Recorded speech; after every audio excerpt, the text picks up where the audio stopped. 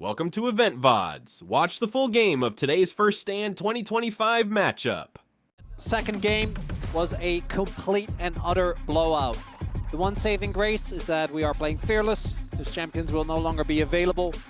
Frees up some of the mental space of not having to go into the same thing again. I mean, the Vi and Akali duo got 30 kills, 3 deaths, and 30 assists combined.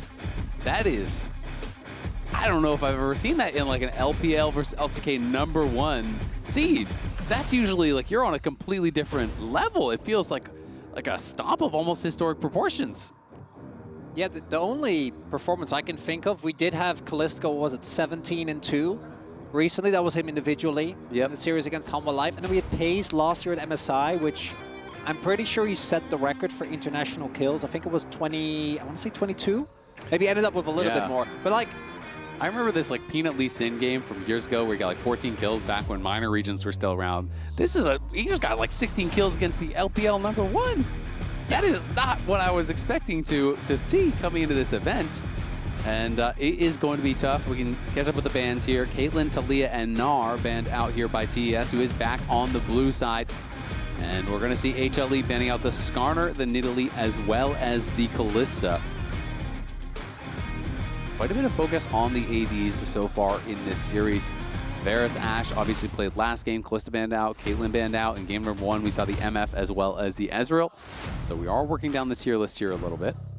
we'll have to see what the prioritization is going to be. 369, he gets the prio pick. Did we just get the Camille answer, you think?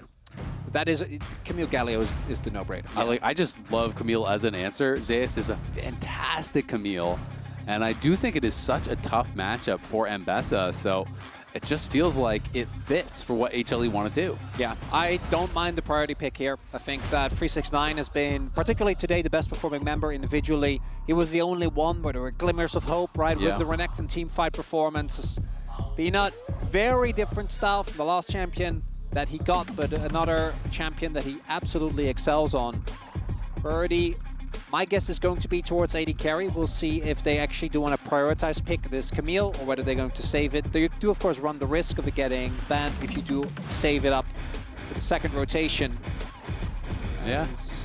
We'll have to see what the follow-up is going to be. I think the Galio prio also skyrockets, as it's going to be the Jhin here for Viper. So AD carry, as again, the Varus and Ashe both have been gone. Jhin is one of our other lane-dominant AD carries, and the Jhin-Maokai combination specifically is one that we have seen many times. Just works well, the two long-range ults to set up kills, particularly in early skirmishes. Exactly, and I do always feel like it works just so well with dive in general, right? You just create so much chaos. Maokai ult comes down, you kind of have to, try to stack up to try to back off, but the Jhin ult is slowing you, the rest of the team is piling in. Will be Pantheon here, which could be potentially swapped around to a few different lanes. It could be Crisp, it could be Kanavi. I'm kind of expecting it to be the jungle pick for now, though. And this is a very aggressive top side here, super skirmish heavy. And the Pantheon could potentially throw a wrench in the gears of any sort of kind of aggressive carry versus carry match up top. So we'll see if they can find it. We haven't seen a lot of success from Aurora thus far this tournament. And Cream, it's do or die now. Whereas the second game was two dive comps basically just bashing their head into each other, with Hanwha Live's skull being a lot more resistant than that of TES. They wore their helmet. Yeah, they did. Is going to be a little bit different here. I was actually wondering whether Hanwha Live was going to prioritize picking another disengaged champion. Obviously, with the Maokai and the Jhin, your kite back and re-engage potential is extremely strong. And TES are very clearly committing to heavy, short-range dive. Really good backline threats, but there are a lot of champions that can kind of shut down that style. I'm wondering if we're going to see something like the Bromban. He loves playing into that style of comp. Your Poppy is another. I can't believe I haven't mentioned it yet. Obviously one of Delight's favorites, and just in general an incredible champion, particularly into Mbessa. Obviously dashes on everything, but even for the Pantheon can be really, really annoying to play into. Yep, can be pretty difficult. Lulu, we've seen much more on the ban page than actually in-game. Has been catching a lot of bans, especially as we get deeper into the series. Leona will be adding to the list as well. Definitely some very good Merc value for TES this game, as there's a lot of CC over on the HLE side already. And you kind of have this mixed magic top side with the Maokai as well as the Jax. Tristana, the final ban here.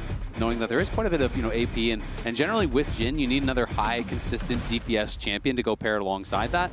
And because you already have Jax and Maokai on that top side, generally you wouldn't really want to have an AP pairing there. Yes, that can fit the bill, but you can get a lot of value out of magic resistance in those kind of cases. It's also one of the best champions in that scenario. Azir is already taken away, right? Is one of the best mid-lane threats as when it comes to the consistent DPS. Is what is going to be... of Cassio as well, but Cassio is so kind of niche, I feel like. And it's going to be Vladimir. We've seen Zeus bring this. Are they going to do some real cooking, or is this going to be just Vlad mid? It feels like it's going to be Vlad mid. It feels more likely for sure. Yeah, because that would be so hard to lane into a Bessa. So Vladimir being brought out by Zeus previously a couple times. This kind of Swifties rush with Ghost Flash has become a lot more popular. We obviously, because it's competitive play, we're seeing TP every time. But I do wonder, if Zeka would go for it. One thing I will say is that Vladimir in these kind of matchups, you're going to be getting pushed in pretty heavily. Yes. And so you do lose prio around mid. Jackie Love going to be locking in the Corki. So there is potential for, if you can get pushed mid, Cream and Kanavi teaming up, trying to get things done on the map. Of course, still a possibility of a flex. We're waiting for that 5th and final pick here from TES. Does make the team fighting from Hanwha Life completely disgusting. It is, again, a lot of short-range champions on the side of TES. As Corki Bard, I do always love to see, not Bard only do you Jhin. pick Bard into Jhin, but you also pick it away as the crank, a consideration here, and it does get locked in. It was an insta-lock of the Blitzcrank here from Delight. Man, I will say, Magic Resist and Mark Tread's value is insane for TES. This is very heavily AP over on the other side. Of course, Viper is going to bring some physical damage. Jax a little bit as well, but a lot of magic damage being available there. And whoever you'll be fighting in the side lane for 369, things like Hexdrinker can become value. Mark Treads are obviously incredibly high value. Blitz and Bard, two of the kind of highest risk, high risk reward supports in the game that I just love to watch. If you are on point with them, you can be the difference in a game like this, but a couple wrong moves and you can be the reason that your team is falling flat. It's so interesting to me that the Hanwha Life read is that Vlad is so strong that you can just pick him in 2 roles and be completely happy. Right, as you highlight, I do think a lack of mid-prio is generally a lot more debilitating for a team than the lack of top lane prio, particularly when you're playing into Bard and the Pantheon, both of which have an insane amount of early roaming pressure, have a lot of potential to catch people off guard, either peanut in his own jungle or make their impact on the map known. When it comes to the team fighting, though, I think Hanwha Life are again going to be feeling very confident. I do think that Delight, not an engage support, but on a pick champion, is going to fundamentally change how they play. But Hanwha Life's objective control around Maokai and Peanut's objective control around the Maokai is... Oh, that is cool. I know, yeah, that's... I forgot when that was introduced to the fan sign meta, but it's been a welcome development. Sometimes is sick. You have them with both players' hands. Oh, like shaking hands or something? Yeah. That's pretty cool, I'm not going to lie. Shaking their fists. Yeah, shaking their fists at each other, as these two teams have been doing thus far. Vladimir, yes, you are going to be getting pushed in, but if you get towards those late game stages, this can be a teamfight beast, especially against a relatively low-range composition that just has the tendency to get stacked up. You can get AoE down in a hurry. You gotta love it. The LCK faithful here in Lol Park, letting their chants be heard as we are heading into game number 3 here, semifinal, excuse me, at First Stand 2025. As we are looking for which team will get to face off against K-Corp tomorrow. Whenever you see a Blitzcrank, you're always going to be wondering, are there going to be any level 1 shenanigans? Doesn't look like that is going to be the case just yet. And as mentioned, do think that these two team comps both have a very clear plan. For TES, it's all about the backline access. Can we get Aurora, as I say that, Delight is going to go for just a blind grab. But can we get Aurora and Mbessa onto the enemy carries? And I do think that target selection can be quite tough because Vladimir is notoriously hard to lock down due to his pull. And any botched engage can really backfire as he's able to kind of sustain back up and get a lot of value out of his ult.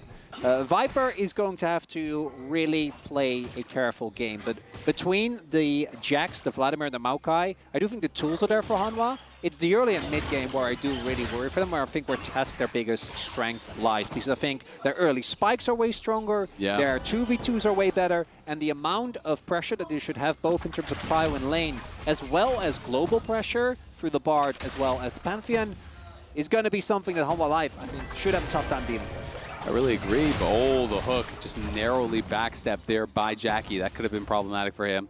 But at the same time, you know, even if they create an early advantage, we have to see, can they turn that into a team fight win?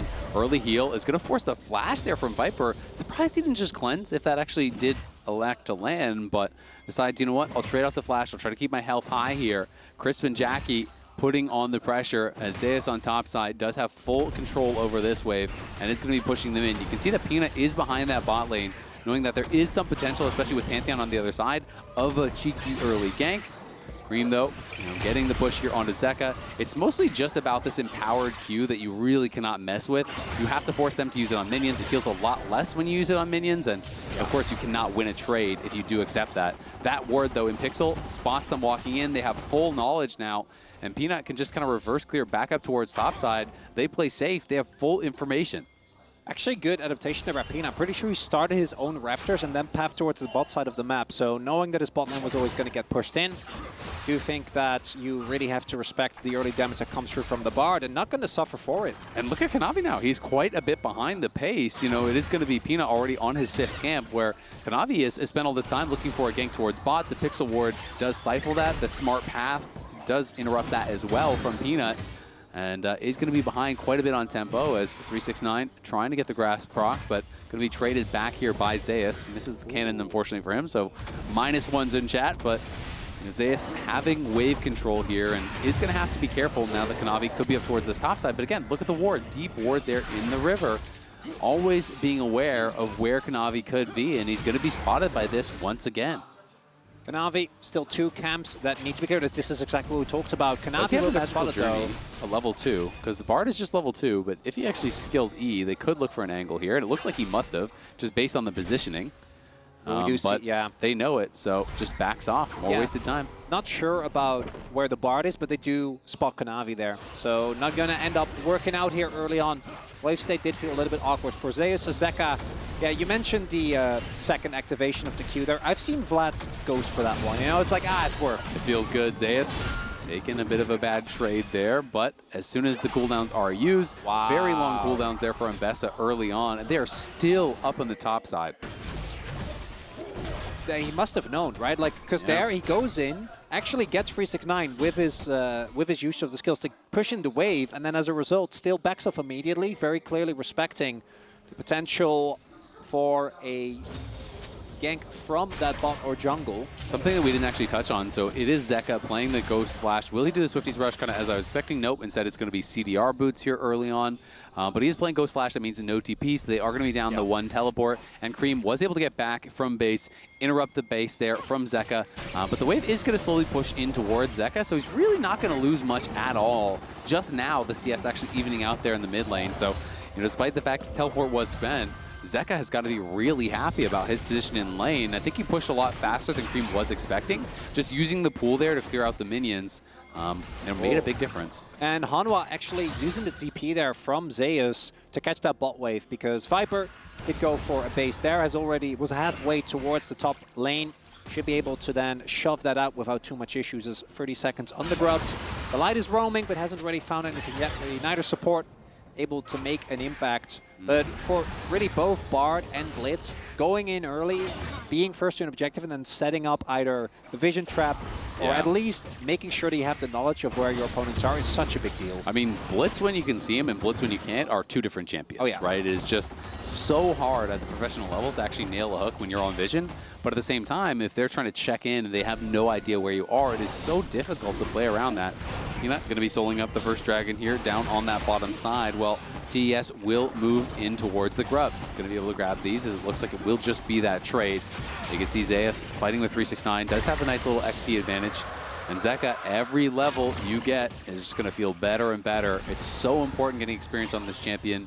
You know, getting towards 9, massive spike is the max rank Q, and then hitting 13 for that max rank E, also really, really big. And as you get more and more CDR in, this champion starts to become a bit of a brick wall in lane where all of a sudden you can't chip him out, you can't push him back. The rest will just get shrugged off. Do you think Cream for the foreseeable future should be able to maintain a decent level of prio? And I also like that TES prioritized the grubs here. I do think that for them, given the amount of sideline pressure that they have with both the Pantheon as well as the Bard, not even purely in the 1v1 matchups, because obviously Jax and Vladimir both are sideline demons, but having the ability to get to a sideline first is always going to be powerful for them. So having the threat of that by picking up those grubs is definitely good. It's also why it's so important for HLE that Zeus is doing well so far, right? Because they have to have someone who can actually withstand that pressure, who can answer that. Did go for the early cloth armor and likely just going to be working in towards Tabbies. You know it is going to be Ambessa as well as the Pantheon. So his job is not really to be the hero in this game. It's just kind of withstand the pressure that is being put on. Nice sidestep there from Viper. Dodges the Phos Bomb, but the big one will connect. And now Peanut trying to get up here and potentially be involved. Can Delight find the angle for the hook? He's going to find it, and in comes the Nature's Grasp. They're flashing forward. Peanut finds him, and he's getting locked down. Viper wants the kill, and he's going to get it. The 4 shot for first blood. The ulti going to get popped up as well. Kanavi is here now trying to get a kill back onto Delight. Is going to be able to knock one down. Can they get the Bard out? They cannot do it. It is just the 1 kill back here from TES. But it's a great engage from Delight, and I feel like we have said that time and time again this series. Zeka does pop the Hemo Plague there, just using it defensively, knowing that Cream could have gone forward with the ult. He was getting low, but now with the empowered Q, he's stepping up, and Cream is running out of mana. Cream doesn't have that TP just yet, so Zeka survives, gets Prio. And the magical journey gets rudely interrupted there as even How could they? I know, it's so rude. Even the arrival of Kanavi, not quite in the nick of time. And it goes back again. The summons were available for Jackie. You got to flash that hook. If the flash the hook, I think, particularly with Corki, a champion that does have a good amount with the W built-in safety. Kongwei, the moment that it happens, it also means that the knockback follows, an immediate follow-up from Peanut with great timing there on his lane gank on the Maokai. And because of that, they didn't know if Kanavi is here a second earlier. I think at the very least Crisp gets out, right? You trade 1 for 1, it doesn't feel as bad. Yeah, you still give up the sums, but the fact that Viper gets a kill, you invest double bot lane summoners, and the play still works out, that's rough. Yeah, really, really rough. And it was just well played, you know, by the HLE squad to actually keep Crisp away from the wall so he can magical journey out. He gets hit by the Deadly Flourish, then off that route, you get Bramble smashed away. Then with his dying breath, the light flashes in and actually knocks him up. Zeus trying to survive here under the tower. Does have to be a bit careful. The ulti is available for 369, and there's no Counter-Strike. Will he try to press for a dive? Would be risky, but the series has not been going their way, and sometimes that's when players do get a little bit antsy. Kanavi did pick up the kill. Delight finds the hook, and there's the Counter-Strike, but he's not in tower range critically. Chris will be okay, does get the stun on the wall. Peanut in the area, and the Jhin is coming down now. They're going to try to look for the dive here onto Zeus. Zeus Counter-Strikes out, and he flashes away from the public execution. There's a flash to follow, though. Kanavi needs to actually block the shots, but he can't do it. Peanut gets a kill back as he locked down 1. Jhin still has the bullet remaining. Kanavi tanks it right to the face. Jackie Love, though, doing what he can. Knocks down 1 kill. Chris surviving with almost no health. The light is incredibly low, but Viper's in the area, and I don't know if they have the health to go for the dive. They're going to try to go back in. There's the stun. There's the cleanse to answer. Viper trying to get away. The Valkyrie forward, and Jackie Love shuts him down. Takes the double buffs as well. Critical couple kills there being grabbed by TES. It's a very even fight. Critically, though, TES, I think, did trade up there in the end. Now built themselves a decent gold lead, as initially this looks dire. It looks like Hanwha is aware, but even with the cookies popping, I think Zeus hasn't gone for a back in quite a while. Even with the cookies. Still ends up dying. Flash, not enough to save. 369 extends the play. And then Kanavi does such a good job here because the damage is all coming from the Jhin. Kanavi able to get the E, then ensure that the 4th shot doesn't kill. Jackie Love makes sure that the damage is there onto Peanut. Peanut tries to go in to get the kill. Knows the light doesn't have mana nor that much damage. And then Viper, not too sure about that one. Yes, you get the shutdown onto the Pantheon, but giving your sums as well as your life, and Jackie... Peanut, no flash. Oh, they can't quite get in range. Are they going to be able to find Crisp? Does not connect with the Cosmic Binding, and now they're slowed up, and here comes the Nature's Grasp. Kanavi going to block it, but there's the root onto multiple members. The Bard ulti going to buy some time here for Kanavi. Can they actually try to turn this around? Viper knocking him down. He's going to be dead already, and in comes Cream, but Zeka on the side is going to push them back. The Magical Journey going to have to be taken to safety, but it's the 1 kill, and it's the Grubs going the way of HLE. And where's the counterplay? That's the combo. We talked about the Jin Maokai. What about Blitz Maokai? This giant root comes towards you. Even Kanavi, who is one of the members that I think is actually the best time when it comes to surviving that, given that he has his E, just has to sit there and suffer as he gets taken out. Gold now equalized again. TES still with a slight lead. A lot of that still on Kanavi. Obviously has been bloodthirsty on this Pantheon, but look right here. Someone has to walk up. And Kanavi is the best target.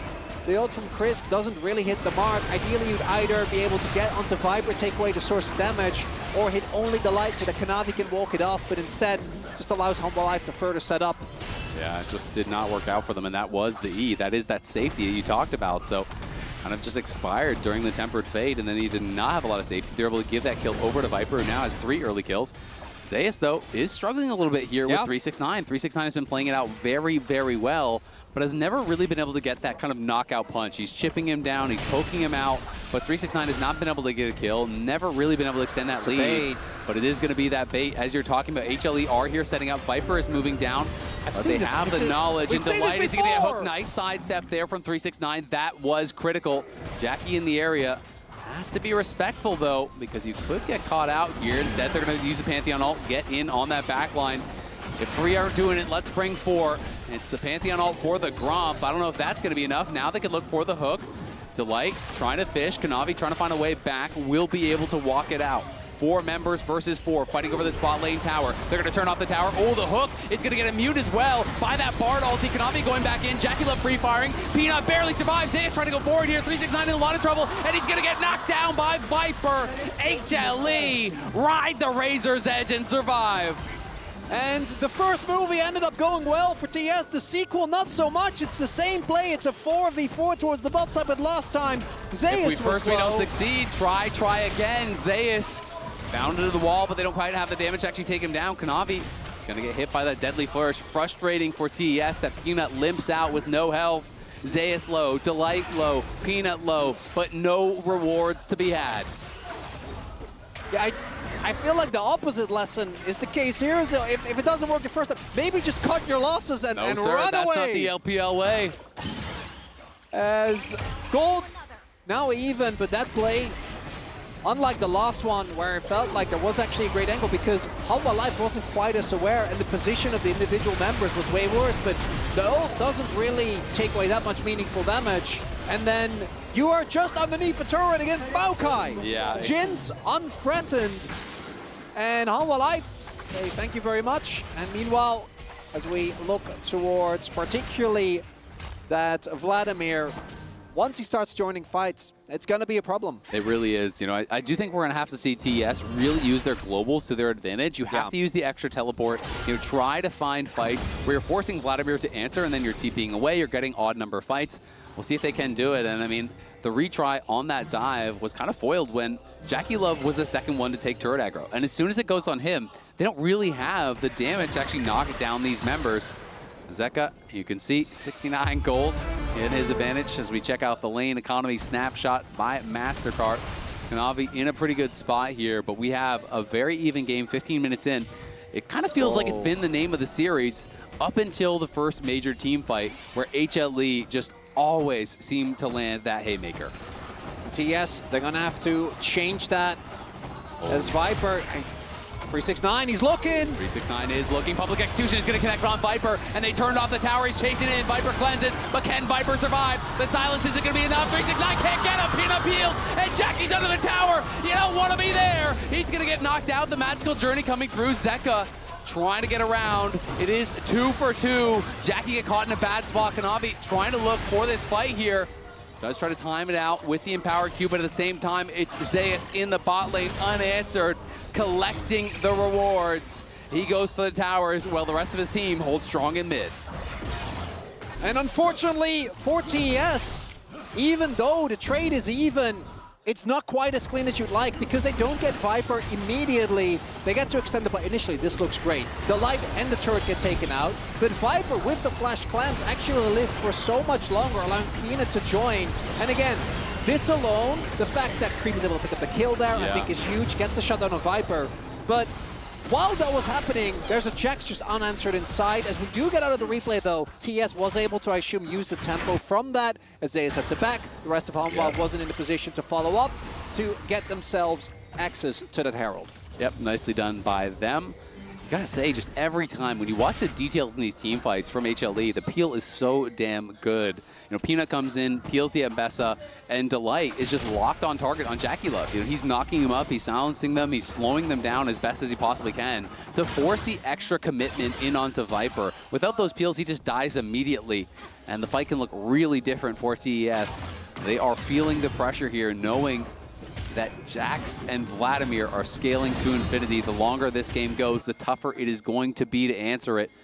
You know, 369, the scoreline, I don't think is really kind of representing how well he's played in the 1v1. But you just always know you're on a clock in these kind of matchups. Jax puts pretty much everyone on a clock. We haven't even talked about the fact that this is one of the games where I think Camtech actually going to get a good amount of value for either team, right? Either an Mbessa that's able to just weave in and out of the fight, sustain up a ton, or a Vladimir with extra heal and shielding power. I mean, all these brawlers, right? You know, it's like these fights that aren't always over in an instant. Maybe the ADs aren't going to get a lot of value from it, but the Maokai, the Jax, the Mbessa, the Pantheon. That's really the main theme, right? ADs have it rough. It is. Well, Viper hasn't had it so rough this series, I will say. Looks pretty fun to play AD carry when you're on HLE, as whole squad always there to cover, always feeling like they're the ones on the front foot, starting these fights off. But TES looking for a trade up on top side. They still have the Herald in pocket. They're going to hold on, knock down the tier 1 without using it, and likely try to use that, you know, maybe in the next couple of minutes here, potentially around mid lane to try to crack that tower as well. Yeah, only giving up a single dragon, completely fine. It's only the second dragon. If it was Soul Point, I'd feel a little more conflicted about it, but instead, you get a great cost map trade, put a good amount of gold in the pockets, and looking at the item finishes, we're getting pretty close on second item finishes across the board. All components are starting to come through. Transformation for Jackulov is going to be such a big spike for that Corki. Yeah, Zeka caught out a little bit here, but we'll be able to just pop the pool and walk back. There's not enough extra members from TES to really commit to that sort of a play. Zeus was on the top side, pushing that out as he's just trying to get control of that wave. And his 369 down in bot lane, trying to force someone to answer. Wants to push this wave, but he's got no control over that bot side, and this is risky. If he stays too long, definitely could get collapsed on. Playing with fire a little bit with very little vision, but now as they went into that pit, I do believe he got eyes on them before that control ward was dropped. Well, now for TES, as we have seen this type of situation before in this series, it's about actually winning the fight. And I think for them, ideally, you don't take a fight. You find someone isolated and blow them up, right? We've already seen that they have an incredible amount of dive power, even when there are a lot of members of Hanwha Live. I just think ideally, you try to find someone that isn't so safe. And we have seen a ton of vision set up towards the top side of the map. If you can land a Bartle, if Konami can just join a fight before they're ready. Zeka spotted here. Konami going to just drive this one in. It is everyone coming mid to answer for this. You can see Zeus moving down. Tower chunk low, but not killed off just yet. Zeka looking for the chunk here. Jackie down to about half HP. Bartle's into the backline. In comes Aurora, but Zeus is here as well. And TES feels like they've got to run. Public Execution is going to connect on no one as 369 was hooking to the tower, and Zeus is pushing forward. It's Viper that gets the first kill. Konami going back in. Zeus in trouble, flashing out to safety though. And in comes the Jin ulti. Cream getting slowed down. Crisp in trouble. The rest of the team just has to run as HLE again get away with murder. Zeus cannot be felled. And it's TES that sets up the play. Again, trying to find something there. Ignore the turret. Doesn't look that bad initially, but it's when 369 gets hooked and crucially doesn't find the exit ult. That's the big thing. Otherwise, I think this fight might have looked a lot better. But trying to play into a Maokai and a Blitz, you've got to be very respectful. A lot of poke comes through. Good amount of burst. Jin is taken out of the fight. Oh, look in the picture-in-picture. Zeus potentially going to get caught out here. Cream is chasing with Konami. Will they commit to it? There's the flash forward from Konami. Throws down the stun. The counter-strike going to be used. Zeus connects in onto Cream. Chris coming in as well. Peanut there trying to bail him out. Will Zeus be able to make it to safety? He uses the magical journey, but it's right back into Chris. The counter-strike's back up. Finally does get taken out. Cream gets an important kill. As 369 is unanswered on bot side, he's going to be pushing up. Look at the minimap. There's like 6 flowers down around that bot lane tower. That is just the TES graveyard. We'll see if someone can get down to pick the roses.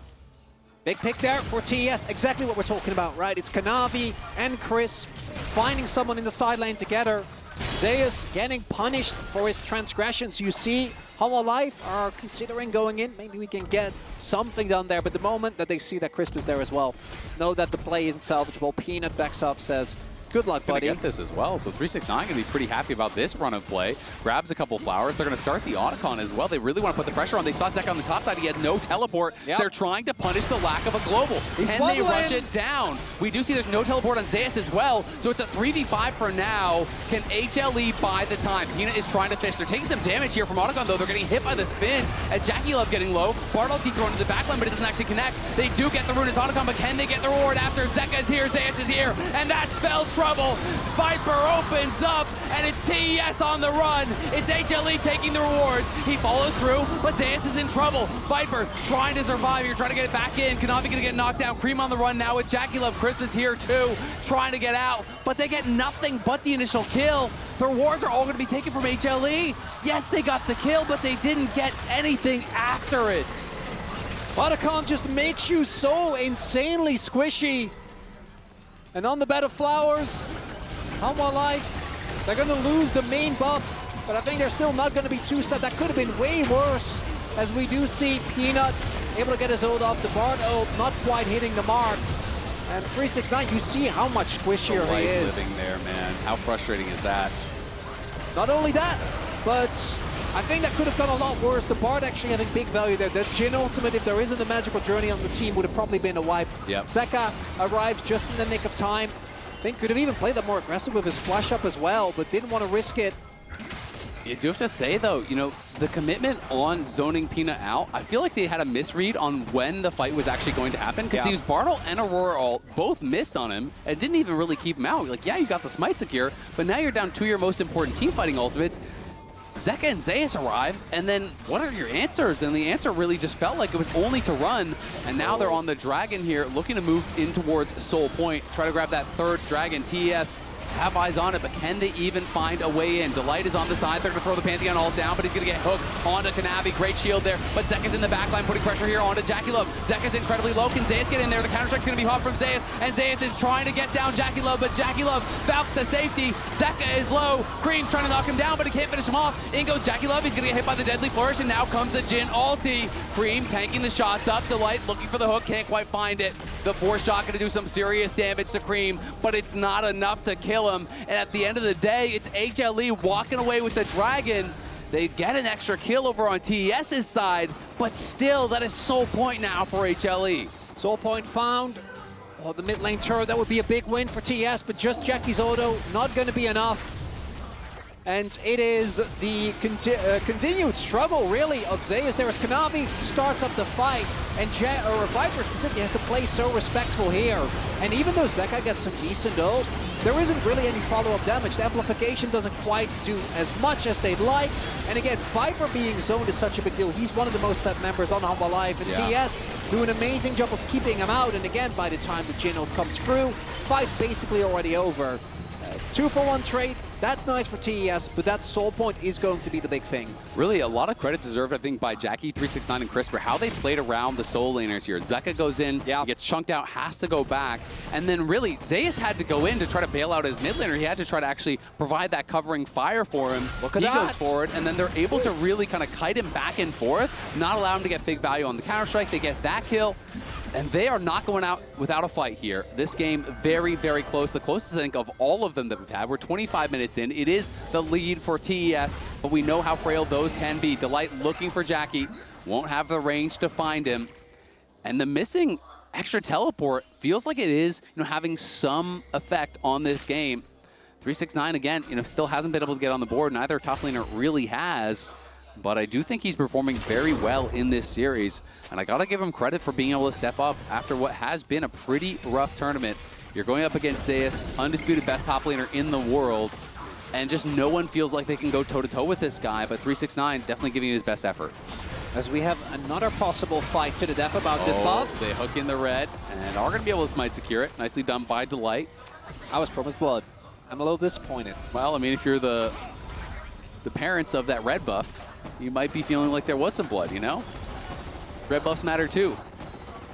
I've never really considered this, and I prefer to keep doing that. I'm a very sensitive man. I was like, I don't want to get into all that. Fair enough. We won't delve too deep. Danger lies ahead. Yeah. All of a sudden, you can't jungle anymore, you know?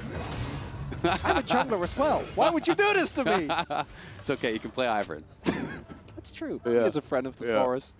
There's a free item spikes now here for both Jackie and Viper, i.e. and that executioners, respectively. Executioners are going to be a lot of value. And we're getting to the point where if any member on either team, either through a Hook of the Light or a great ult from Kanavi 369 getting an ult into the enemy backline, someone's going to get taken down. That's going to be Baron on the cards. I mean, you can see, you know, all of the emphasis on actually shutting down the CC as well that HLE has. We have triple Merc Treads topside. We had the McHale's Rush as well from Crisp, which I think has already been paying dividends. You know, it is so much of that engage, you know, coming through from someone like Zeus or Peanut.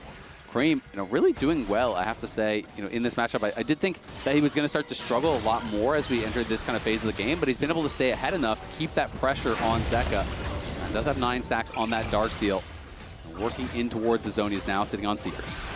Also, it feels to me like Zeka doesn't look nearly as comfortable on the Vladimir as Zeus did, right? As obviously they really rate the pick, but I think Zeus, particularly when you have the opportunity to go for like these really big flash E's when you have your ult on opponents. It's like you're the little brother and you're trying your best, but the big brother just always does it better. Yeah, which come home with an A and Zeus comes home with an A+. Well, it's so funny because Zeka is, you know, a giant. Yeah. But in this game, I do think that's kind of how it feels. The Flat hasn't quite had the same impact. And then on the flip side, Cream actually having the impact on Aurora that I think many of us wanted to see. The first couple of games of First Stand, I don't think it was quite, but this time around, he is a big threat to the enemy backline, and that is a 9-stack Dark Seal that might very well be turned into a Magi's if one more fight goes the way of TES, and this feels the most stable that they have been in this series, and outside of the one series that they won, perhaps throughout the entirety of First Stand. I mean, it's kind of a very LPL-style draft, too, where it is very execution-heavy, it's very skirmish-heavy. They have a lot of ways to start fights, a lot of ways to win fights. This is kind of that bread and butter. Zeus, though, level 16 now, a full level lead over 369 at this point. Does have his 2 items completed and working in towards the Zhonya's for that team fight presence. Zhonya is so powerful as a team fight item for the Jax because you can get in the back line, pop your cooldowns, go into the stasis, and then that buys you time for that second round of spells to come back up. TES, though, this is really important here. HLE, remember, they are on soul point. They grab this. That is going to be their soul, and Peanut's moving forward. They're going to try to target Peanut. Peanut could be in some trouble here. He's going to get stunned up, but in goes second to the back line, and it's a 4-man Hemo Plague. Zeka chasing after Jackie Love. Jackie Love surviving for now, but he's incredibly low. On the other side, it's 369 looking for Viper, but it's Peanut trying to take down Jackie Love. Jackie Love surviving for now, but Zeus with the flash, the counter-strike, the kill on the back line. He's looking for Kanavi, and he's going to get him. 369 limps away. HLE gets the soul. HLE gets the fight. And Zeka looks like he was just biding his time. TES seemingly caught off guard by a, 4-man ultimate, the Hemo Plague, doing incredible amounts of damage. And they don't even end up needing Zeus' arm guard. As we take another look here, engaging onto a Maokai is always going to be so hard. Look at that. As the Giga Cone throws Zeka into them, and you can see TES instead the magical journey through the wall to just try and get out of at least that ultimate from the Jhin. At least get away. Trash. And then on the backline, once Zeus arrives, the fight is already looking good. Yes, 369 is able to get Viper, but that is a small solace as the Infernal Soul as well, or sorry, the Chemtech Soul with an immediate follow-up of the Red Bull Baron power play that now is going to come through here. And Hanwha Life turned what was a 3k gold deficit into a 1k gold lead, and there's going to be more turns to follow. It's the story of the series. You know, TES can scrap in the early game, and this time they kept it close for a very long time. But these 5v5s, HLE find the angle. They never hesitate. You can see the goal difference powered by AWS just falling off a cliff there. It was in the favor of TES, you know, nearly a 3,000 gold lead at one point. And now, you know, you are 1k in the lead for HLE, but more importantly, Baron buff and Soul is 6,000 gold worth of stats that isn't showing on the scoreboard. And it's going to make it so hard to win out in these extended fights. Oh, they're looking. Public Execution connects onto Zeka, but the pool is in time. Kanavi couldn't find the stun. Great sidestep as well on the Tempered Fate. And here comes Zayas. He's into the back line again. Looking for the counter-strike. Jackie trying to kite out. It's going to be Kanavi knocked down by Viper. The 4-shot still available here. Cream trying to make it happen here, but he's on the run. Zeka has the cooldowns back up, and Viper chasing. Great sidestep, though, on the Deadly Flourish. Is going to mean Cream gets out, but at the end of the day, it's still Kanavi going down. It's still the towers falling, and it's still HLE getting closer and closer to the series sweep. The damage is still done, even though it's only Kanavi that falls. They're not able to actually get down Zach. It's what we talked about. The Vladimir is just so slippery, even with 369 hitting Risky the ultimate play. there. It is a risky play, and I think understandable. If Kanavi hits that W, if they're just a snap 100-0. second earlier, he's 100-0. If that ultimate hits, might take both Jhin and Vlad out of the fight, but instead, Viper gets the setup. Zeka just gets to keep going for rotation after rotation. And the mid lane turret falls, and with that, I think the opportunities for a TES comeback in this, what looks to be the final game. Yeah, I mean, close only counts in horseshoes and hand grenades, so it is definitely tough. HLE just too good in these tight moments, able to always find those clutch sidesteps, find those split-second windows to really make it happen. Pushing up here on that bottom side, Cream going for the chunk. Deadly Flourish going to be hopped away from by Cream, does stay safe for now. It's up to the playmakers on TES to find a moment here.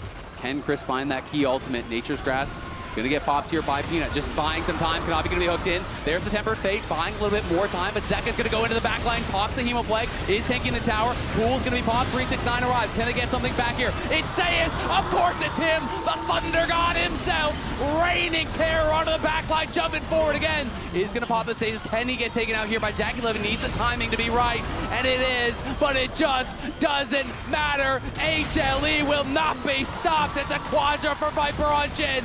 They're marching on the Nexus. They're looking to put the finishing touches on what was an incredible series. It's LCK #1 versus LPL #1. But at the end of the day, it is not even close. HLE will not be stopped, will not be slowed, will march towards the finals and an inevitable fight with K-Corp tomorrow. As Delight flashes